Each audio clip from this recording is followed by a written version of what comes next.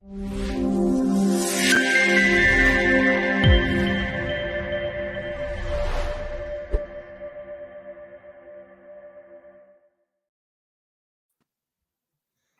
right. Hello, everyone. It is February 12th, 12 p.m. Eastern, 9 p.m. Pacific, if you're watching from the West Coast. And this is episode 9 of Business and Bites podcast.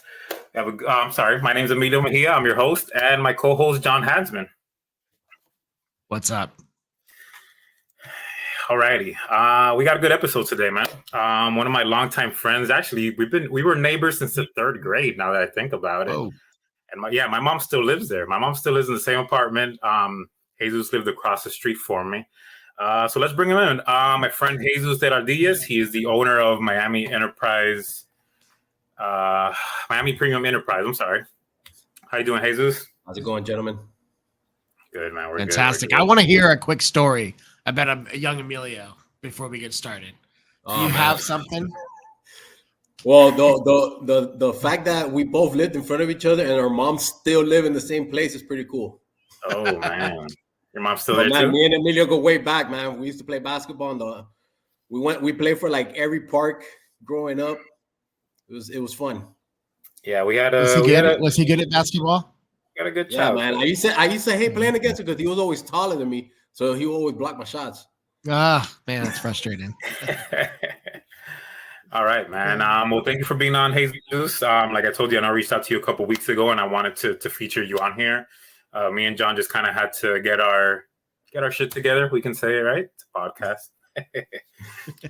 And make this work. So, as I've told you, we have this to bring value to our audience and to other business owners. And the reason that I wanted to bring you on today was just to kind of share your story. I know you've been through some ups and downs, so why don't you kind of start us from the beginning, and maybe John and I will interject here and there with a couple questions to, throw you off a little bit, and then we can go from there. All right, cool. So yeah, man, when I started my career, my professional career, I worked in banking.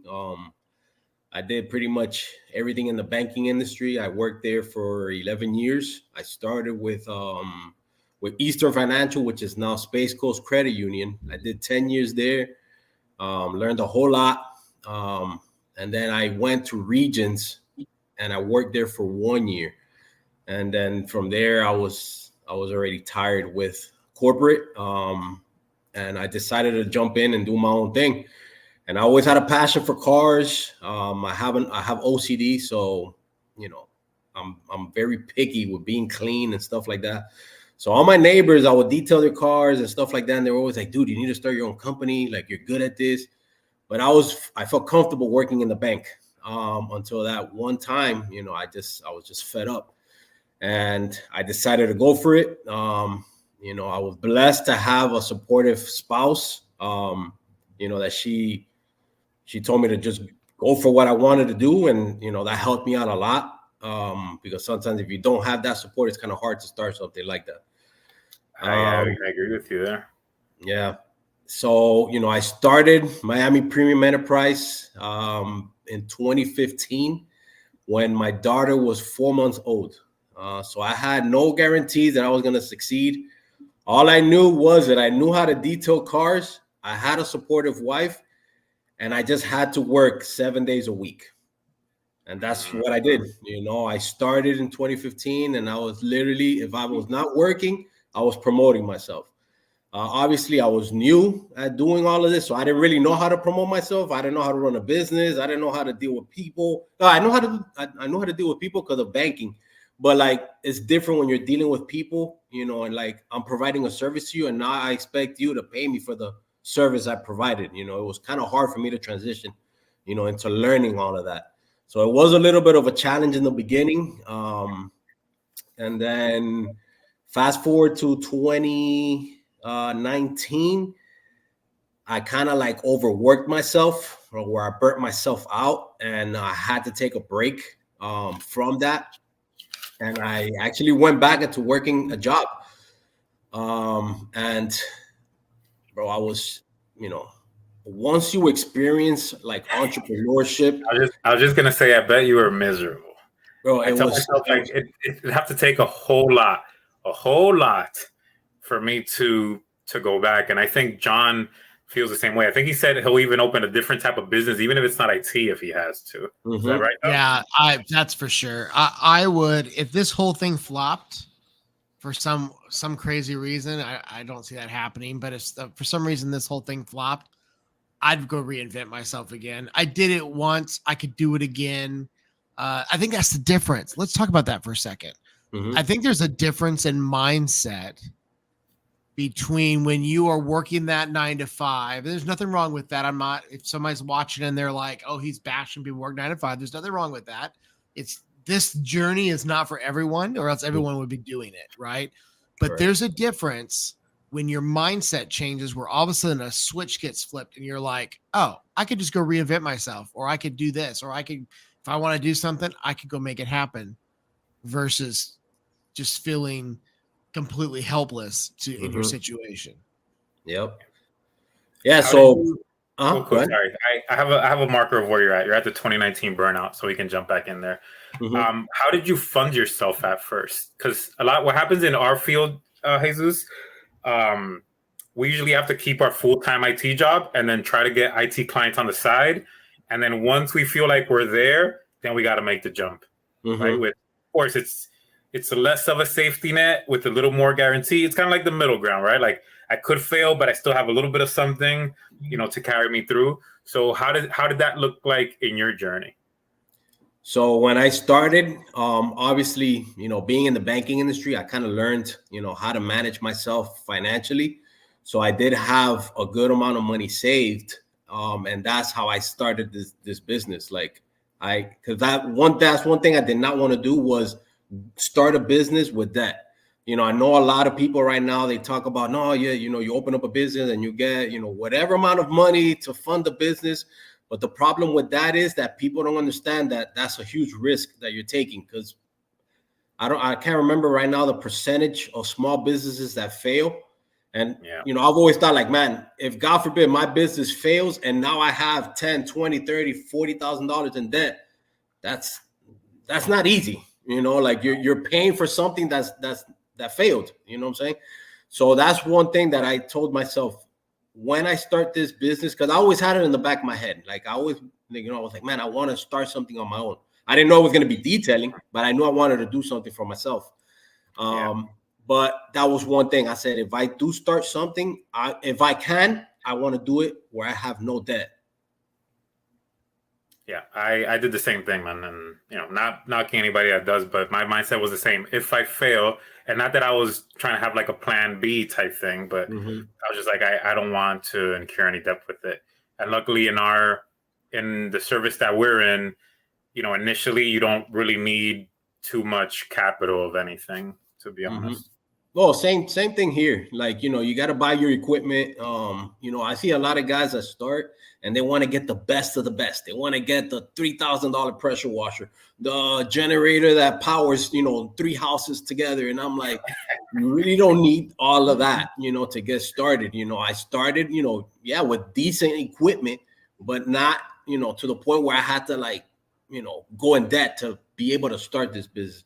So if you do this business, the smart way, it really doesn't require you to, start with so much money. So I bought a 97 Astrovan, right? I didn't know if that thing was going to turn on the next day. I bought all my equipment new, but I was like, you know what? I need to start this way and work my way up. A lot of guys, they think that they have to show or portray this image of they're super successful. And clients, they're not really looking at that, at least from what I've experienced. As long as you're a person that says, hey, I'm going to be there this time, and you show up at that time, you actually say what you're going to do. Clients are going to be there, whether you drive a 97 Astrovan or, a 2023, all decked out, van. I agree with that. And message to our listeners, you can do it with used equipment all the time, man. Can do it with used equipment. You don't have to go new. Don't try to impress anybody else. Somebody else that you saw doing it. That's how you get the fast lane to getting out of the business, probably. Well, But all right, depending on your business, right? How many times have you walked in and you've seen like a DJ audio guy, right? And he's got the crappiest looking speakers. They just sound good. No one notices. It's in the dark. Mm-hmm. Get some, get some used stuff, man. As long as it works. Yeah. well, yeah, man, that's good. That's good. But all right, I'll let you. You were at 2019. You were feeling burnt out with that. I'll let you continue from there. And John, if you want to jump in at any other point to have an off-branch conversation, let's do it.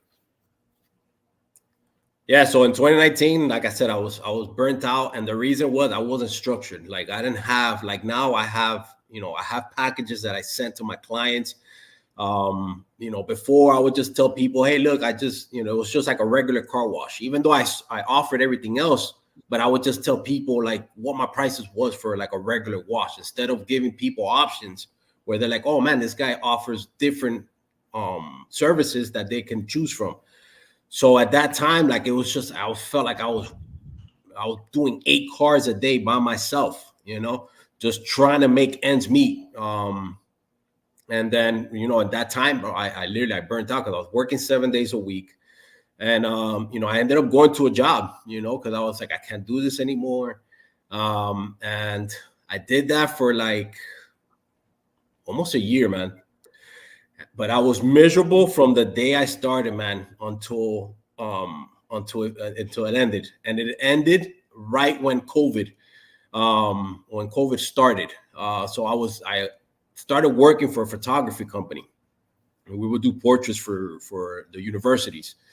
And when COVID hit, obviously everything shut down. And man, that was the toughest financial time that I've ever been in as an adult. Like it was tough. And then I decided, I was like, you know what? I'm going to go back to what I know I can do. And in that time I did other things, just to get by. Like I sold cars. I worked another job with one of my close friends just to get by, man. And, I came back almost 4 years ago. 3 years ago. I opened a company again. Super grateful, man. I had told my wife at that time, I was like, look, I'm going to text every client that I had. Depending on the answers that I get from them is how quick I'm going to come back, but I'm going to come back. Kid you not, man. Like, that's why I tell people, when you do good work and you build that trust with people, they'll come back. I sent those messages. I didn't even have equipment yet. I just wanted to see where I was standing, I didn't have anything. That same night, I swear to you, I had like 25 people told me, can you come tomorrow? And I was like, okay. Yeah, man.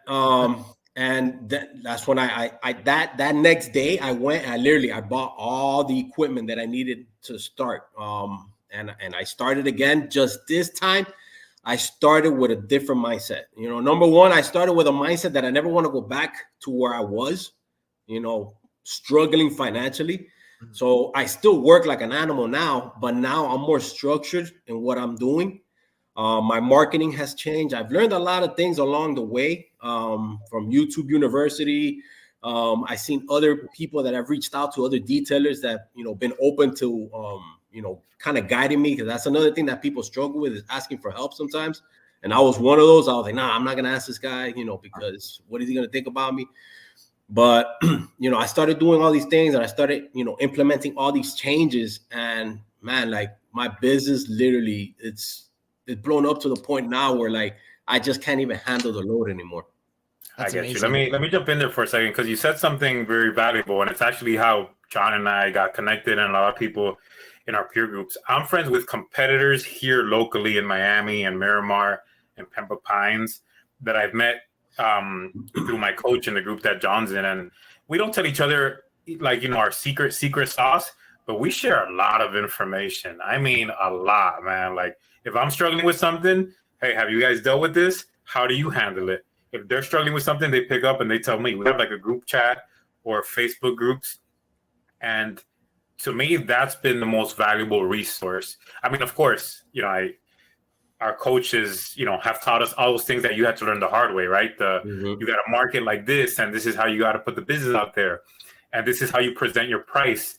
John just sent us a message and he said, you start your pricing out at the higher level first, things like that. Like coach is teaching us that, gave us like a little bit of a head start, but talking to the other people to see what they did wrong, what they did right, what worked, what didn't work, and then maybe what worked for them, maybe what didn't work for them is something that worked for you really good, and vice versa. And then you exchange those and you go and you implement it in your own companies, and that's what takes you to the next level.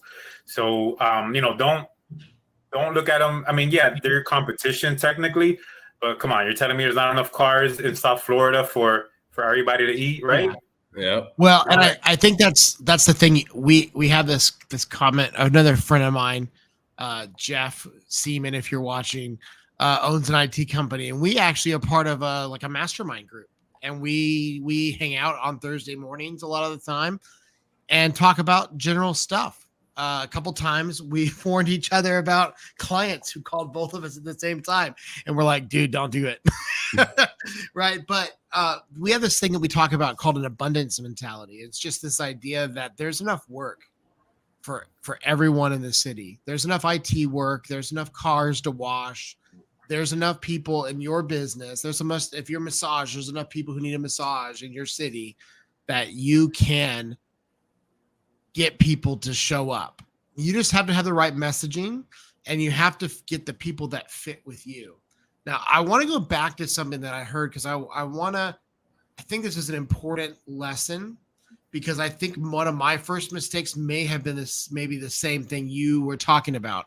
What it sounds like to me, and you can correct me if I'm wrong, when you first started, you had maybe lower prices, maybe to be competitive, and you were doing a lot of work for a little money. Correct. Versus later on, you mature in your business and you start raising your price to what's the standard level.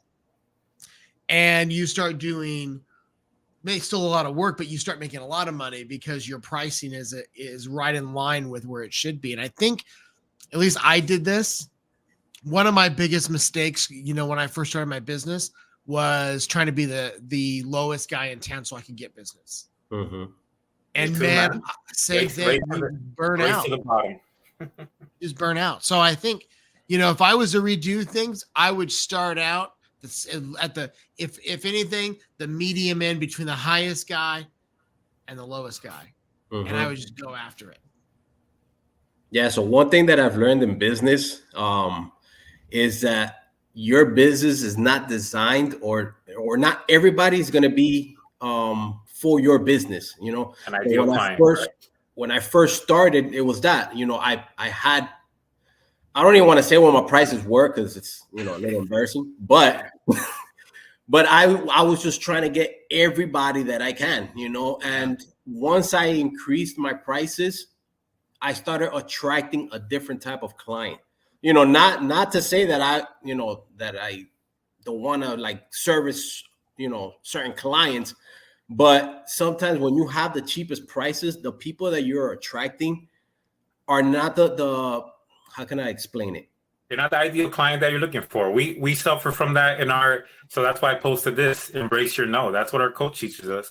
When someone's not a fit, it's okay to shake hands and walk away and be like, look, I understand we're not a fit now. We can stay in touch. If your needs change and you feel like our services are, what you're looking for, then we can have another conversation.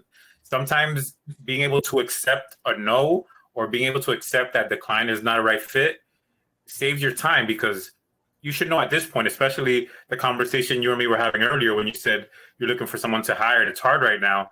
When you're doing it by yourself, your time is everything, because you can only make as much money as your time allows you to. Yeah. You can scale and hire other people. So the faster you can acknowledge that this client is not ideal for you and walk away, the faster, you get to that point where that, and especially in repeat businesses, like where you have the same customers over and over again, and you're looking to do business for a long time, you want to have the right clients. You want to have the best clients. You don't want to have people that when they call, you roll your eyes. We all do it. There's people that call and they're hard to deal with. And you are like, man, your blood pressure goes up when they call. Those aren't the right people. Mm-hmm. And And I've learned, and I really made a big choice this last year to get rid of or raise the price of the people who were asking a lot for a little. Mm-hmm. And they either decided, yeah, it's worth it, or they decided to go and find the cheapest guy in town, and they're going to get that type of service, and that's totally their choice. Yeah. I mean, that's totally their choice, and I'm okay with that. I think that one of the big things that we've worked on this year is consolidating and just going after the right people. And now we have a really great book of business, a really awesome bit of clients. Mm-hmm. So what was your biggest, so you started working again, you started doing packages, you raised your pricing. What other things did you do that were changing from the first time to the next time that you started your business? So social media was a big part of it too. I tell a lot of business owners, if you're letting social media use you and you're not using it, you're failing. So back when I first started, I did use social media, but I would just post like a picture and stuff like that. So I've learned so many other different things. Like I've learned how to do videography. I've learned how to do editing. I've learned a bunch of new skills that I've implemented into my business that now, like I have clients that call me because I always like to know where my clients are coming from. I typically prefer like referral-based clients, like somebody that's coming from somebody that I know, because now I feel like there's some sort of trust there, between me and this new client. But a lot of people that they'll find me on social media, they're like, dude, I just contacted you because I see how organized and how, like just the layout of your page. I knew that if your page was like this, I knew you would do a good job, but all of that takes work. There was times where like I was up to like 2:00 in the morning on YouTube trying to figure out, okay, how do I do this edit? How do I, how can I make my Instagram more appealing to people? So that helped me out a lot too. Just learning how to market myself better. And I started also building my brand, not like, oh, Jesus, the detail. No, it's Miami Premium Enterprise. Like making sure that people know who my company is, not me, like my brand. Oh man. Everything, man. I walk around branded everywhere. I'm surprised I'm not playing pickleball with an AM3 shirt yet. But I have played with my hat on. I go branded everywhere, dude. Half of my closet is AM3. I'm gonna go buy me some pickleball shirts, then put my logo on them. But here's the killer point about that. Branded. I've said this before. Here's what I also heard you say. I'm just gonna rephrase it. You set your business up for maybe not where you are, but for where you want to be. Correct. Here's what I mean by that. You just said you created a brand that's not you. That's a company. So that means you can have employees, you can grow, you can do all the things you need to do to set your business up so that it can work eventually without you. Correct. Yeah, it's great. I love it. All right, since we're there, let's Jesus, you mentioned that you're having issues hiring. Why don't you tell us what's been your up and downs with that so we can share with our audience? So in my type of industry, like there's not, I'm not gonna say that there isn't, but at least I haven't found like people that I can trust. Like I deal with clients now, man. I'll give you an example. Today, I had a client that she left her wallet in the car, full of cash, all her credit cards. I have clients that leave their Rolexes in the car, but these people trust me. They know that with their eyes closed, they give me their keys and they know that everything is going to be exactly where it was at or organized in a better place. I have clients that give me the codes to their house. Like these people trust me. So it's like, and maybe it's something in my head too that I'm like, man, what if I hire somebody and this person comes and they take, some money from this person's wallet? Now, everything that I've worked so hard to build, I lose it in one day because of one person that wanted to take, I don't know, $1.25, from somebody's cup holder, Right. and this happens because I've had clients that I've like new clients, and so I guess like a gift that I have is that I love building relationships with people. So people they start trusting me fast. And they open up to me, and I've had people, like multiple people, tell me, no, I had hired this company once, and they took all the coins that I had in my cup holder. And I'm like, why would you want to lose your reputation, of a client that's gonna pay? I have clients that pay me $700 for a detail. Like, why would you want to lose that client just because you wanted an extra $5 in quarters or whatever was in there? So like I kind of like struggle with that.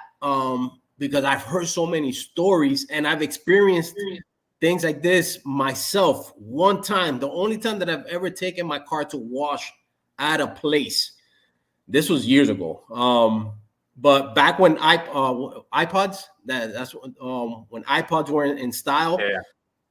Bro, I had one of the guys working there. I got a bad vibe from the guy as soon as I pulled in, but I left the thing in there. I was like, oh, it's a company, they're not gonna do it. As soon as I'm pulling out, I open up the middle console, and it was gone. And I was like, oh. So I go back. I got it back, but I'm like, it's just things like that that I've seen happen where like it scares me to bring somebody, and something like that happening to me, and losing my credibility that I've had with these clients, just for one visit that somebody, decided to do something dumb like that. I think I've got a challenge for you to help you with this. So now, Emilio, get excited because this guy's going to be at our next conference next week that we're going to be at. But I'm listening to the book by Mike Michalowicz it's called All In. And the whole book is about recruiting the right talent and creating the right culture for your business. And one of the first chapters, he takes two case studies, and I don't remember the two businesses, but they're in the same industry. It's like a Kohl's and a Sears, just picking them out. One company had less employees, had the same payroll, and killed it. The other one had a ton of employees. I think it was maybe it was Walmart and something else, but they had a ton of employees and a ton of overhead, and actually they were paying more out in payroll expenses than the other company. And one of the biggest reasons why the other company that had less employees was successful, they paid them more money, they took care of them, and they created really good culture. And they were the highest paying company in their industry. So what they were looking for was the owner was saying, well, I want to find people who work like me. Would you pay somebody really good money to work like you? Of course you would. Oh yeah, for sure. Right. So, I mean, I'd read the book. It's phenomenal. I'm loving it. I'm halfway through it. It's made me rethink like how we do things, and it's super good. But I think that some of the answer to that is we have to find people who loved what they do. Like they love the industry. They love what they do. And we want to be able to pay them a really good wage to do that work. And you'll have to create and find the right people to fill that culture. And sometimes it's like you find an entrepreneur who doesn't want to be an entrepreneur. Right? There's a ton of driven. You've met them. There's a ton of driven workers. It's a very thin line. Sometimes I wake up and I'm like, that's it. Good job. And some days I'm like, no, it's what I want to do. So, But there's some driven people out there who want the security of a job, but they don't want the risk. And that's the kind of people. I got a quick question for both of you. Just a quick yes or no. Sometimes I'm driving on the highway and I think about what I have and I'm like, what if this just all goes away tomorrow? Like some people say that having your own business is more security than being an employee, right? Because you can get fired. And they're probably right. But just in my mind, I'm like, what if somehow all of my stuff just gets taken away tomorrow? Like the whole business. You guys never think that? It's just me? Like how'd I get here? I do think that. But there's two parts to the coin for that. For one, I built this thing from the ground up, and I know I could do it again. The other part to that is I don't buy into the myth that we are of equal risk to an employee, because anybody can just think about it. Like we just saw in our industry, we just saw Proof Point. Great example. Company consolidated, they're laying off 300 people, right? I get to choose my stars, and I get to choose how much I work to accomplish what I want. You don't get that in a job. Mm-hmm. You get maybe some recognition depending on your culture. You don't get that. And I'm going to say this is just John being John. I also have just this level of faith in my creator that if I lose everything tomorrow, I'm going to be okay. And really, like, what's the worst that happens? I got to go figure it out. You're just saying that because Jesus is in the room with it. Ooh, I got Jesus juke. But, but it's true. I mean, it really is. And I've really thought I've had to sit through that. And I've actually had those conversations in prayer about, you know what? If this all burns up tomorrow, I'm going to be okay. And now I can go out and risk more because I know I'll be fine. I agree. So in my case, I kind of like, not that it was taken from me, but I kind of like just shut it down because I kind of burnt out, and I started again, and I'm thriving, So it's like I think once you learn or you build that confidence that you could go out and make a living for yourself without an employer, and you master that, I think like there's no stopping you, like, because now you're like, man, I did this once, I was successful at it. Okay, maybe it's not going to be in the same industry, but I just got to learn a different skill set and do it in a different industry, So I think like once you learn, that's one thing that I love about being an entrepreneur is that I've learned, that no matter what, like I know I can make money regardless, So I think that's one of the benefits, because when I was working in banking, that was all that I knew. I was like, man, if I lose my job, well, I guess I have to go back to another bank job, So, but as an entrepreneur, that's one thing that I've learned, that I have that confidence in myself that I know I could build something else. Good. All right. Where are we on the story? I know we had jumped into pricing and packages, so I think you were talking about once you raise your prices and things are starting to pick up again. You're starting to get going here. Yeah. So as I changed all my pricing, I started giving people like different options. I started seeing people that they'll be like, "Oh, you do this too?" I was like, "Yeah, I do everything," and because they don't know, when somebody approaches you, let's say like I'm just talking about my business. Like when I'll be detailing somebody's car, and somebody will come and be like, "Hey, how much do you charge?" Before I will be like $40, whatever I was charging back then, and they'll be like, "Oh, okay, cool." Let's say if I did pick up that client, I just picked up a client at $40. Now the difference that I've seen, obviously I don't charge $40 anymore. But the difference that I've seen is now when somebody approaches me, "Hey, how much do you charge?" I tell them, "Here's my business card. Send me a text message or give me a call, and I'm going to forward you everything that I offer." And what I've seen from that, just that little difference that I've done, it's been, bro, it's crazy. Like clients that if back then, if I would have just told them, "Hey, it's going to be, let's say my prices now are $100 starting." I would have been like, "Hey, it's $100. But now that same client, when they look at my packages, they're like, "Oh no, let me see. Oh no, man, I want to get the platinum package. Like let me do that one. Like that one's $500. I want that one because I want to get everything done on my car." Another thing that I seen change as well is I learned this from Grant Cardone. He said if people don't see you or they don't hear about you constantly, they'll forget about you. So that's I kind of took that and I put it into how I promote my packages. So on my social media, every time I post a car, I'm posting what package I'm doing. You do? You do. So people are gonna start seeing.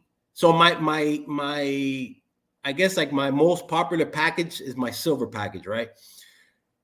But I believe it's because people see silver package so many times on my page that when they call me, they're like, I need the silver package, you know? But now that silver package, obviously, is not like I'm just upcharging them for no reason. No, I am providing additional services. But now that service went from $100 to $200, $300, $400, you know? So I've implemented that as well. And these are things that I've learned from guys that I look up to in business. So I just gave an example, Grant Cardone, and I'm very active on my social media because of that too. There's a lot of competition in what I do. Obviously, there's a lot of people that do what I do. Not all of them do it the right way. But one thing that I was like, you know what? I'm gonna make sure that my clients see me constantly, whether they're seeing me doing a car or they're just seeing my face, me talking to them, you know, because like I try to like throw in some of my personal life too, so people see that I'm a human being, you know, like I'm not just, it's not just cars all the time. No, like people can actually have an interaction with me and get to know me on a personal level too. So now I'm able to build more trust with that client. Yeah. No, that definitely works. I do that on my. I don't do a lot of personal, but you know, every once in a while, you gotta show that you're out with the family and the kids, and that you're having a regular life. Yeah. Otherwise, you know, it's like AI is making all your posts all the time. Dude, I love it. I think it's fascinating just switching, learning how marketing works and switching just how you promote your business. And you know, in giving, I think I love the idea of we don't do packages necessarily. Well, we kind of do, but we don't do multiple packages in our industry. I don't. I just have one. I walk in and, you know, tell people what they need and then we go. But having very few, I think is, ever go to a restaurant and there's like a menu that's 7 pages and you're like, man, geez, this is frustrating. And I think when it comes to businesses like yours, like car washes, for example, like my regular car wash, they got 3 choices. I just pick the highest one every time. Yeah. So in mine, I have 4. Yeah. So I do 4 packages and then I have add-ons, you know, that if people want to add on. But yeah, like that's another thing too. Like if you give people too many options and they're overwhelmed because they're like, oh my God, like it's so many things. And most of the time they don't even know half of the things. Analysis, I think it's called. Yeah. Paralysis, you know, they're frozen because it's just option A, option B, option C, option D. I heard you mention something, and I know a lot of times when you're doing your work, it's out on the street, so people pass by, they usually ask you something. Think about this, and maybe you've already thought about it. A QR code, like on your water tank or on the car, and when they scan it, boom, straight to your packages. Bop, bop, bop, bop. And then you can even have them booked from there, and it goes to a calendar. Hit me up after, and I'll let you know some websites you could do that stuff on, and maybe that helps you if that's something you haven't thought about. Oh no, that's definitely something I've been thinking about. You know, that saves you a 10-minute conversation sometimes, right? Let's say you're in the middle of something, somebody passes by. Not saying don't talk to them, you know, but after familiarizing yourself, look, if you just scan the QR code on the back of my truck or on the water tank, it'll take you straight to my packages. You know, give me a call, send me a text message, and then we'll coordinate your next visit.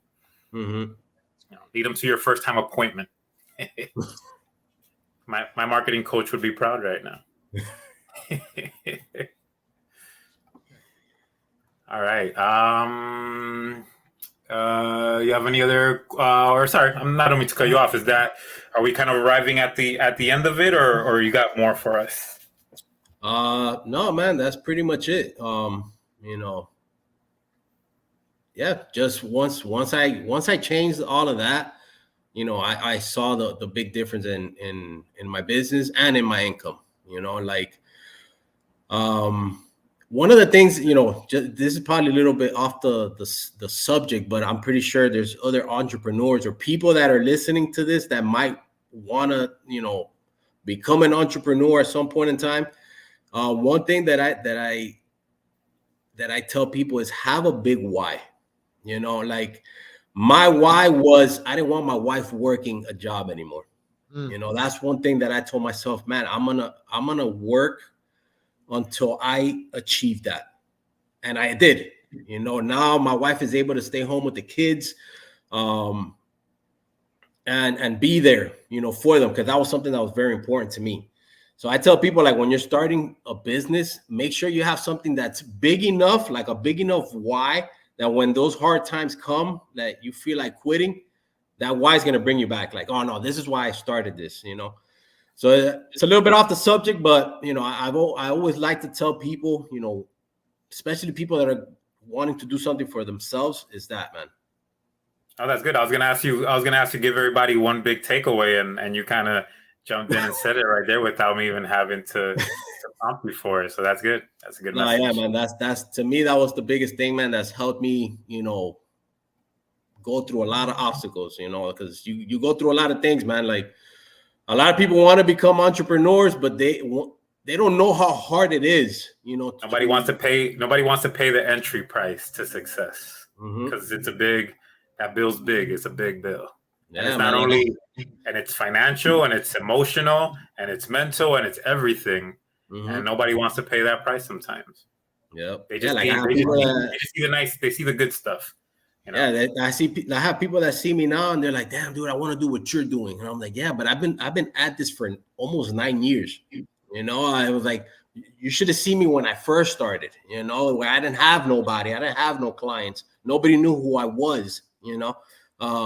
I wasn't making no money, because I didn't know how to charge. I didn't know any of that, So it takes time, but as long as you don't give up, and you just keep pushing at it, man, you'll figure it out. Right. And that's why we're here. I think that's the big thing that we're working on with our podcast, and the people we surround ourselves with, I think makes the biggest difference. And those are the people who keep you encouraged and help push you the right direction and say, hey, you can do this. It's funny how, I don't know if this happened to you, but how many people, when I said I was going to quit my job, they're like, why? Right. I had so many people question my decision-making, and why would you want to go work for yourself? I was like, well, I can tell you a couple of reasons why. You're one of them.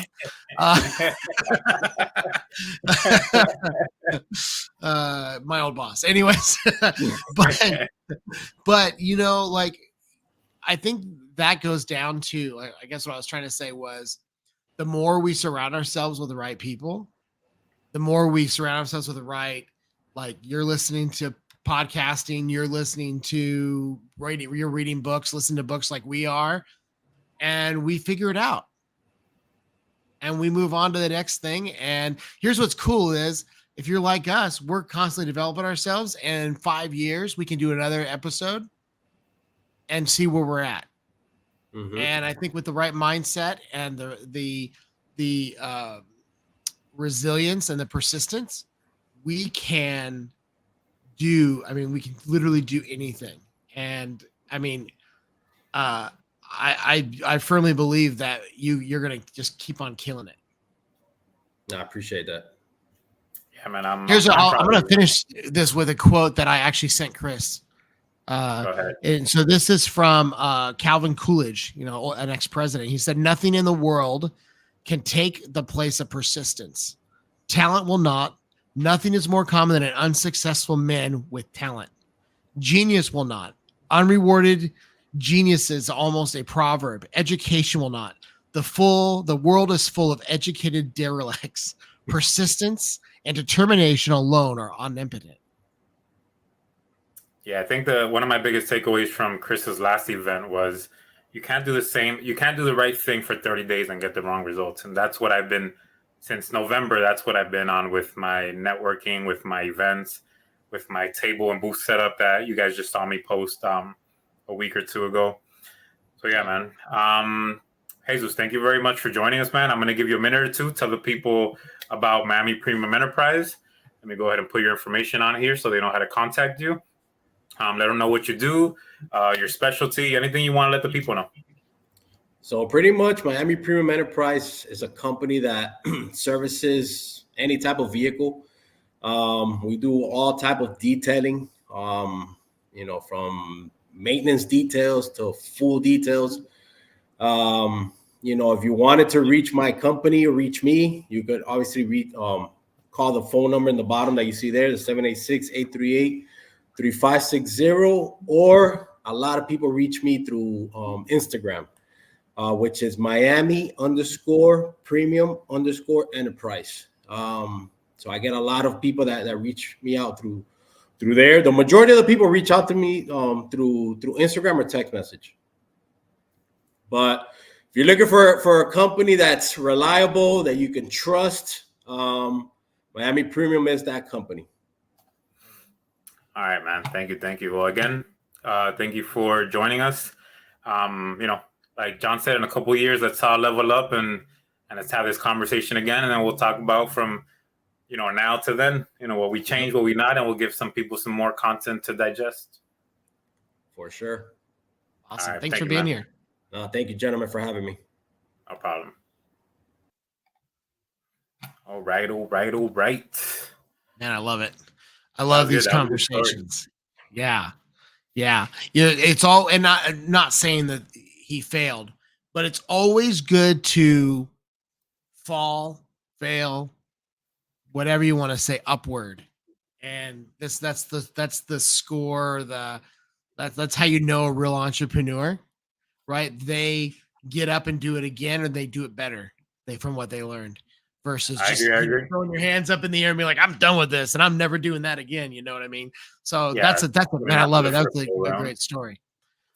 So cybersecurity, I sent you, and I hope you got the message. I did get the message. You dealt with business enterprise, business compromise. I had a business email compromise this week, and I want to explain for our audience, number one, what is a email business compromise?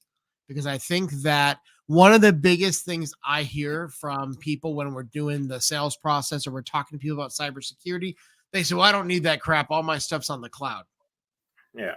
And so I have a company that has been doing business. They've been a client for a couple of years. They're on a cybersecurity package. Two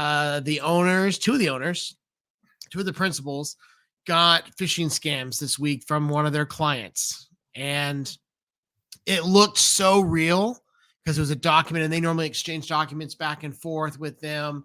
It looked so real that they clicked on it and they followed the prompts to put in their Microsoft information. And they even clicked the authorize for two-factor identification, all of it. So yesterday I was playing pickleball because that's what I do on Mondays and Thursdays. I was playing pickleball a little bit early. I was playing a little hooky, got off a little early when I played pickleball. And my guys were teamsing me as I'm looking at my watch while I'm trying to swing, and that was a bad game. I lost. Anyways, so they said what was going on, and we just immediately saw where it was at from Russia, locked the accounts down, and did all the steps. And I want to talk about why this is important to realize. So threat actors were in for around an hour.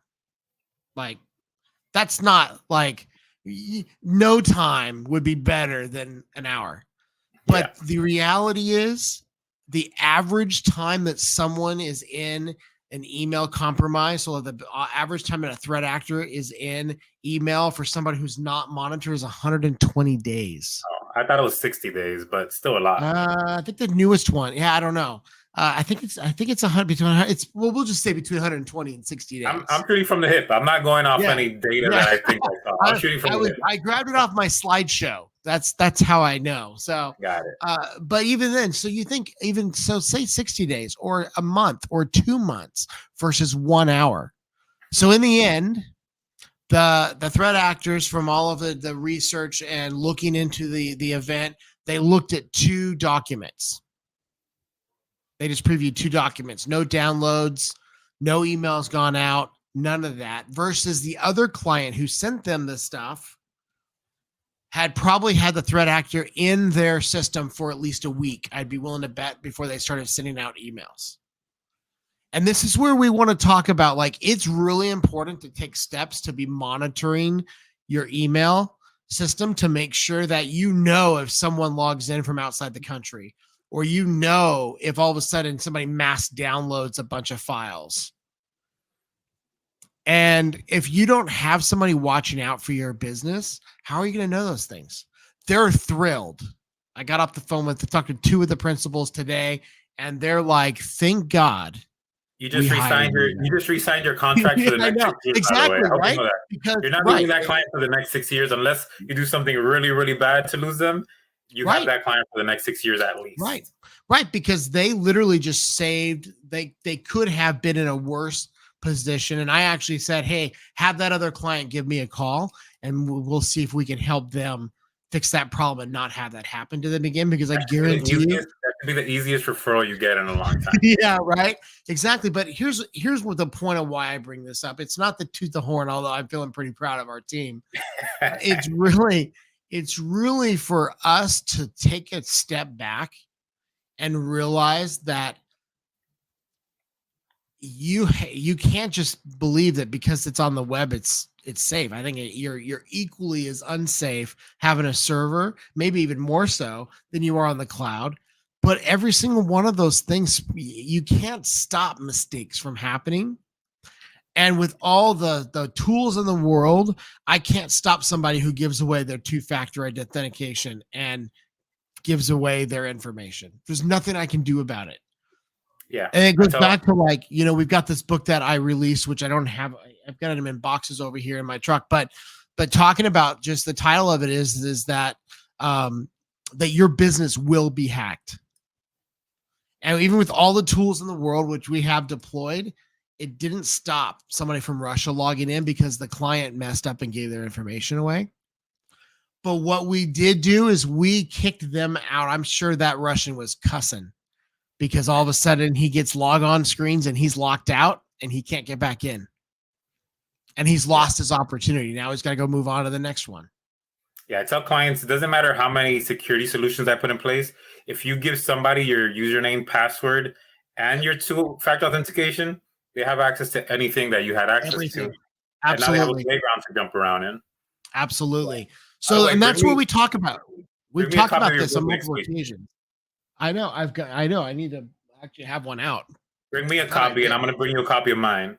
Okay. We'll exchange next week. Okay, we'll exchange, and then we'll show each other's books at our next podcast. I think that's just the whole thing. We've gone over multiple different cybersecurity events, the ones in Las Vegas, a lot of them recently, and every single one of them comes back to user error. Yeah. Including the one we dealt with. And the big question is, are you going to create, we talked about that 2 episodes ago, are you going to create a culture that gets your people ready to look for the correct type of, or they're going to be able to spot cybersecurity phishing emails or take the right steps?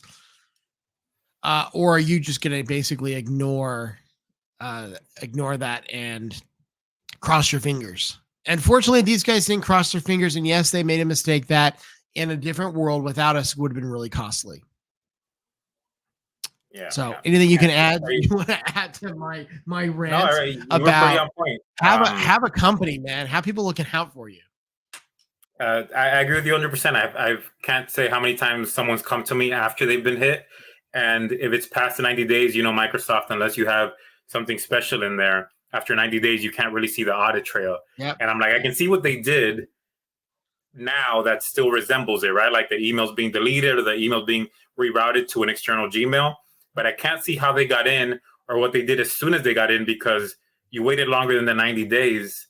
Yeah. Not that you knew, but because you didn't have anything in place, you didn't know. Right. Yeah, so, exactly. Yeah, I agree with you. Get in front of it. If you get in front of it, I'm not saying you can always prevent it. But as we mentioned in last week's episode, you can limit the blast radius. Yeah. And if someone sits in your system for 90 days and you all of a sudden just now notice it, and they're sending out emails as you, it's not too late to solve the problem, but there's a good chance they've got a lot of your information already.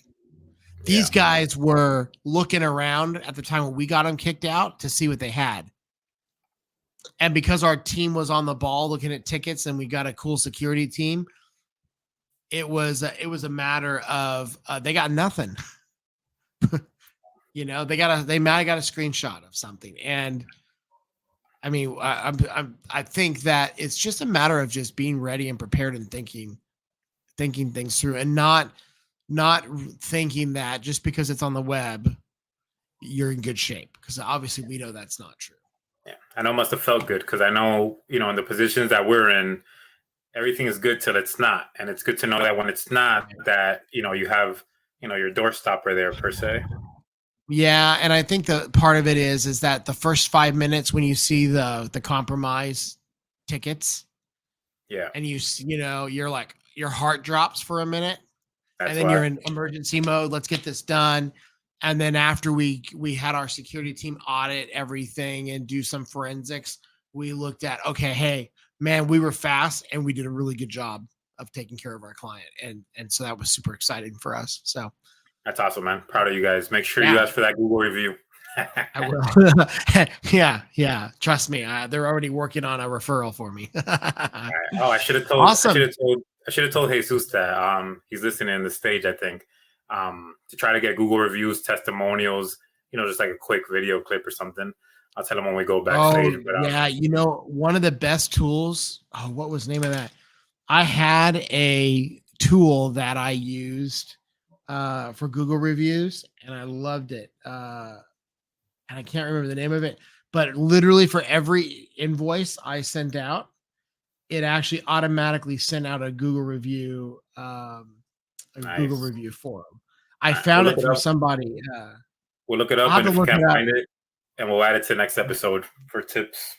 Yeah, it was phenomenal, and it was one of those things that I was like, man. And seriously, this is when I was running. This is when I was running a repair shop. And it quite literally, I saw my Google reviews like jump like 60%. It was nuts. And I was getting, we had really good work. So we were getting five-star reviews on a regular basis. And so, yeah, every invoice, like clockwork, they got a Google review request. And we saw you could see the day where we started it. And it was phenomenal. So I'll, if I find it, I will. When I find it, I will throw it in the show notes.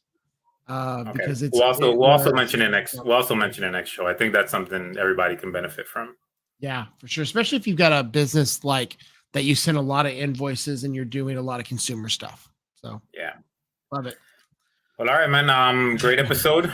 Thank you, everybody, for listening to episode 9 of the Business and Bites podcast, the Soloprenuer story. Hope you join us next week, February 19th, with CC from Digital Marketer. So, Digital Marketer, if you have any questions. Let's say this too. Keep your eyes open on Facebook, because we're going to post some crazy stuff probably from Phoenix. I don't know what it's going to be, but we're going to probably do some interviews. We're not that kind of stuff. We're going to do some interviews. We're going to meet with people. We might sit down and steal. I bet Chris is going to be doing his podcasting seats again. We might steal his chairs. We'll see if he lets us. I'm with that. And we're going to do some cool stuff. I'm excited for this next week, and I look forward to, seeing you guys, again. Hey, don't forget to leave some posts, some comments. And if you're watching this online, Facebook or LinkedIn, or if you're watching on, I'm starting to see traction on Apple. So leave a review. That'd be phenomenal. We are grateful that you're here watching with us, and we'll see you next week. All right. Later, everybody.